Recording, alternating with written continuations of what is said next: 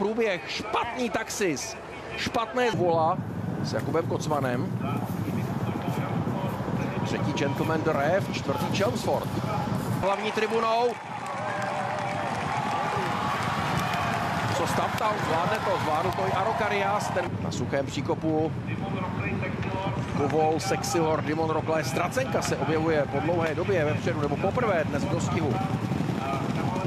Trošku ztrácí na tempu Charlie Jape. Poslední je tam s ním ještě Arokarias.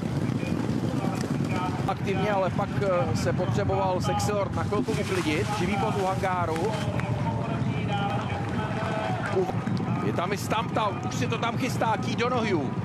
A vrací se tam i Charlie Jape zpátky. 3 překážky do cíle. Sexilord, Kutejská, myšky a Stumptown tam jde dopředu a Sexilord jako by přestal fungovat. Zřejmě nějaké zranění, Jaroslav Myška bude zastavovat Sexilorda a vepředu je High in the Sky s Faltejském a na něj útočí Stumptown. High in the Sky a Stumptown a zvenčí Charlie Jape. To by byla senzace. High in the Sky a Stumptown.